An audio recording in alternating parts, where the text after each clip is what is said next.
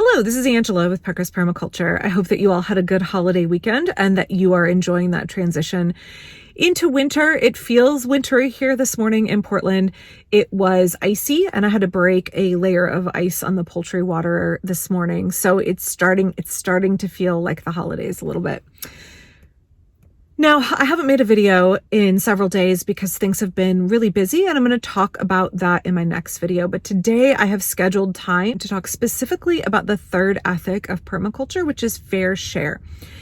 In particular, I want to talk about how we can use community infrastructure, how we can kind of recapture infrastructure that we used to have, how we can kind of reimagine it and reconstitute it in a way that is more resilient, that helps individual households and helps whole communities reduce our workload, reduce expenses, share resources, benefit from economies of scale.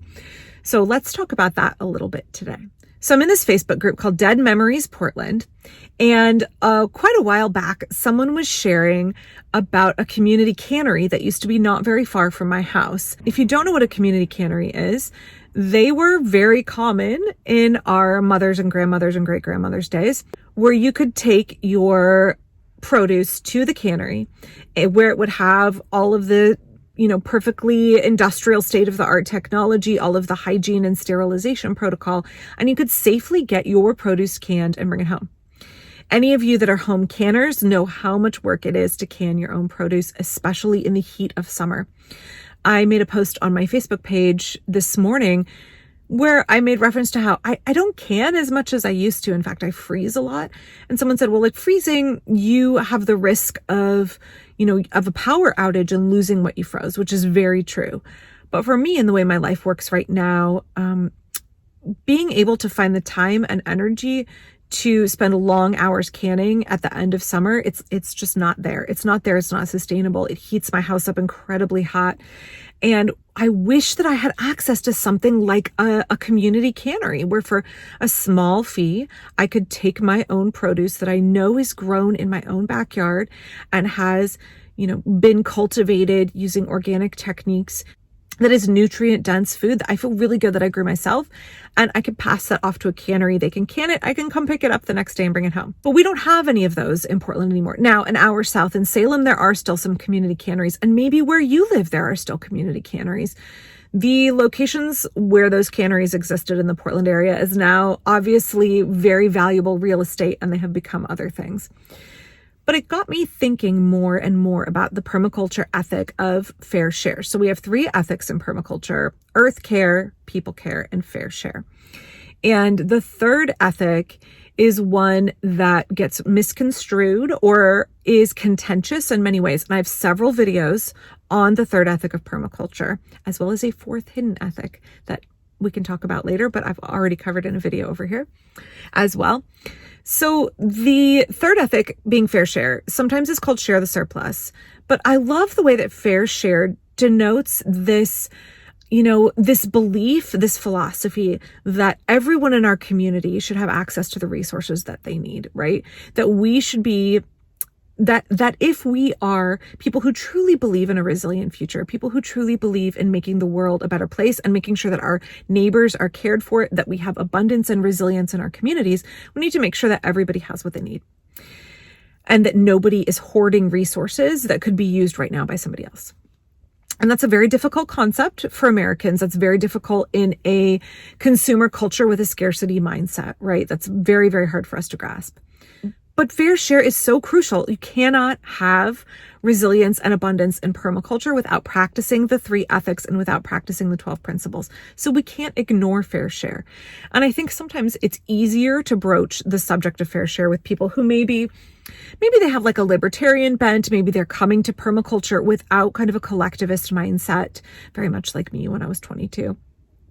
And it feels very, very, very strange to them. And they've been conditioned to kind of bristle at the idea of fair share, the idea of everybody having what they need distributed to them. And I think that if we approach it from the angle of actually, there can be community infrastructure pieces that look at the economies of scale that are created by having centralized and community-centered tools and infrastructure and, pooling of labor and resources, that fair share can seem much more approachable to people. And it's a good kind of entree to get them into understanding the concept. And community canneries are a good example of this. Yes, those were private industries, but we can also have them in a way that reimagines those kinds of institutions separated from a capitalist, profit-driven mindset. Right? It's important to note how many of these canneries were community-owned, especially in the American South.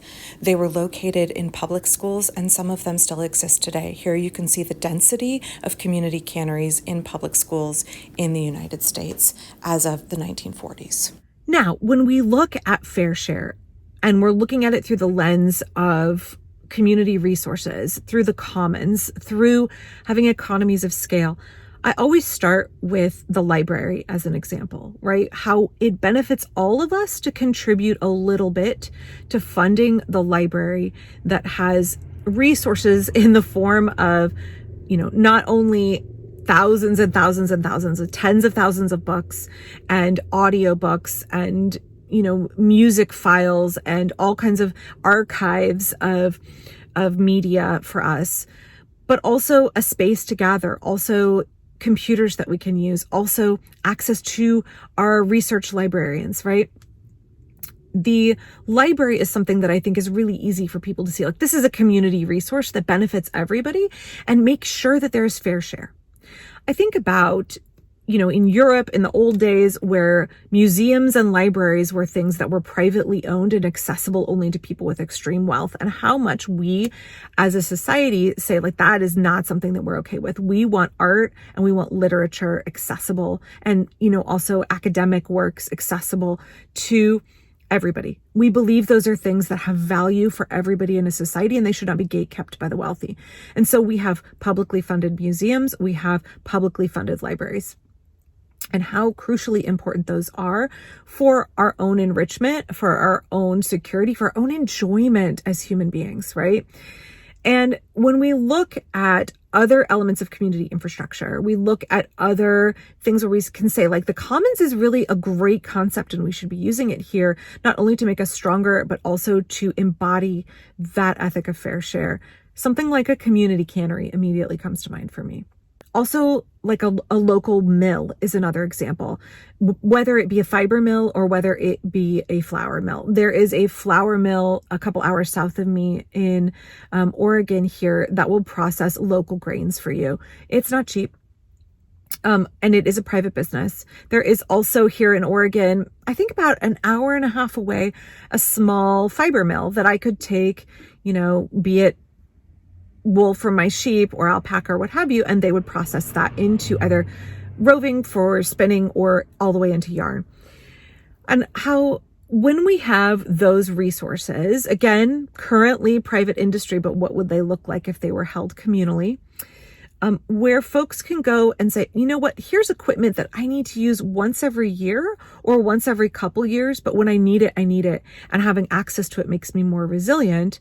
Like, what would that look like? Access to that equipment, cannery equipment, mill equipment, how much that increases our resilience. We don't have to have everything centered in every little household, right? In Portland, we have a Portland Northeast tool library where you can go and check out tools that you need to use. Like, maybe you need a chainsaw, maybe you need a rototiller, maybe you need, all kind of pole pruner. You only need it once a year. It doesn't make sense to own it and having it sit idle for most of the year, when fair share of that resource would be to have it community owned and you can check it out when you need to use it. Where it doesn't make sense for all of us to have to spend our resources owning, in our neighborhood, 100 pole pruners, when one pole pruner or two pole pruners would suffice for the whole community. What conservation of resources that creates, how much less waste that creates, because when we share tools, we don't need to produce quite so many, right? So that economy of scale plays into not only us conserving resources, reducing how many objects need to be produced, and therefore reducing what goes into the waste stream, therefore reducing the problem that we hand down to future generations. It also helps us right now become more resilient. I know for me, like, finding storage and then maintaining all of the tools that I need is burdensome. And I think about right now, like, my spinning wheel sitting idle. Is there somebody that could be using that right now? What if we had a spinning wheel library? Or when I'm using my spinning wheel, I'm not using my jack loom. So could that be a community owned resource? And what would that look like? I think a lot about the Hutterites. I'm fascinated by them. They are a religious sect here in America and in Canada. They are an Anabaptist sect, and I would love to dive into them more in the future. But they are the one true communal society in America that is highly successful and has been going for a long time. And they own everything in common. You need to use the sewing machines. You need fabric to sew clothes. You need everything you need for sewing garments or curtains or bedspreads or whatever. You go to the community sewing room and all of those tools are there and they're owned in common, and the bolts of fabric are there and they're owned in common, and you just go and make what you need. Or you have free time in your schedule and you have sewing skills, you go and you make clothes for other people.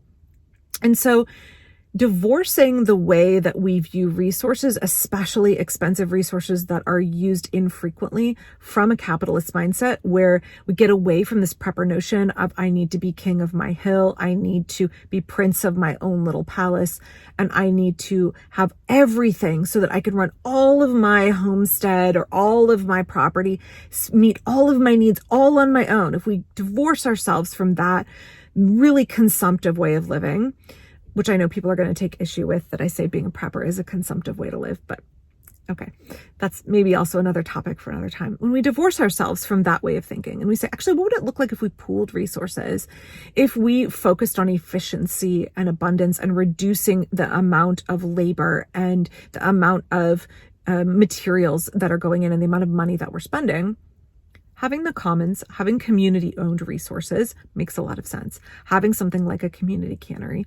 And that by doing that, we are making sure that other people have access. We are making sure that we are living out the permaculture ethic of fair share so that we have tools and resources that are not sitting unused for the bulk of the year, only to be used for a short period of time, right? How much more space would we all have in our homes? How much money would we save not having to buy all of those individual tools and resources ourselves if we had them in a community-owned kind of central location, right? Another good example of this is community kitchens.